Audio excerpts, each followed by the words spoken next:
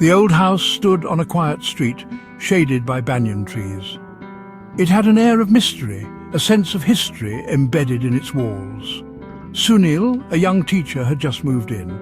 He was excited about this new chapter in his life, eager to make this house his home. He liked the high ceilings, the spacious rooms. They gave him a sense of freedom, a feeling of endless possibilities. Yet something felt off, a lingering chill, a constant unease. It was as if the house held secrets, whispering them in the silence. He unpacked his books, arranging them on the dusty shelves. Each book was a piece of his past, a comfort in this unfamiliar place. Each creak of the floorboards sent shivers down his spine. The house seemed to be alive, reacting to his every move. Shadows stretched from every corner as evening fell. The house grew darker, the sense of unease deepening with the fading light. Sunil tried to ignore the growing discomfort. He told himself it was just the newness of the place, that he would soon feel at home. He cooked a simple meal, his mind filled with the day's events. The kitchen, though small, was cozy, a potential heart of the home. The house was silent, except for the ticking of the old grandfather clock in the hallway. Its steady rhythm was both comforting and eerie. Each tick seemed to echo Sunil's growing loneliness. The house, with all its charm, felt like a stranger, a silent observer of his solitude. The first few nights were the worst. Sunil lay awake, listening to every sound. The house seemed to sigh and moan around him. He told himself it was the old pipes, the shifting wood. One night he woke to a sound, a soft whisper. His name spoken clearly. He sat up in bed, heart pounding. Moonlight spilled through the window, casting strange shapes on the wall. Silence. He tried to dismiss it as a dream, but the next night it happened again. A sigh, then his name, closer this time.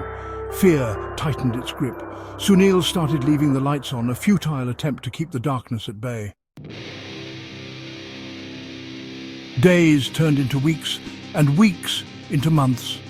The whispers continued, growing bolder and more insistent, as if they were trying to communicate something. Sunil felt a constant presence watching him from the shadows, an unsettling feeling that never left him. He started seeing things out of the corner of his eye, fleeting glimpses that vanished when he turned to look. A fleeting shadow, a flicker of movement, always just beyond his reach. One evening, as he was getting ready for bed, he saw it. A figure, clear as day, standing behind him. In the antique mirror, a figure stood behind him, its presence undeniable and chilling. A woman draped in white, her face obscured by long dark hair, stood silently, her form almost ethereal. Sunil froze, his blood turning to ice, unable to move or even breathe. He whirled around, but the room was empty, devoid of any sign of the figure he had just seen. He searched every corner, his heart pounding in his chest, desperate to find an explanation. There was nowhere for anyone to hide, no possible place for the figure to have gone. He was alone, yet he knew he wasn't. The presence lingered, a constant reminder that he was never truly by himself. Sunil couldn't take it anymore. The weight of the house's secrets was too much for him to bear. He decided to leave the house to find somewhere else to stay. He needed to escape the oppressive atmosphere that seemed to suffocate him. As he packed his bags, he noticed a small, worn, leather-bound diary tucked away in a drawer. It looked ancient, almost forgotten. He opened it, his hands trembling. The pages were yellowed with age, filled with delicate handwriting. The diary belonged to a woman who lived in the house many years ago. Her words painted a picture of a life filled with sorrow.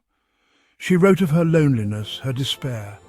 Each entry was a cry for help, a plea for someone to understand her pain. And then the chilling entry, "He doesn't hear me anymore. He never hears me." The words sent a shiver down Sunil's spine. The woman in the mirror wasn't trying to frighten him. Her presence was a desperate attempt to communicate. She was trying to warn him. The realization hit him hard, making him question everything he thought he knew. The whispers, the cold spots, it wasn't him she sought. They were echoes of her past, reaching out to the present. It was the man who lived there before, a man who had ignored her cries, leaving her trapped in her own misery. And Sunil, in his fear, had closed himself off, becoming just like the man who couldn't hear. He realized he needed to break the cycle, to listen and understand.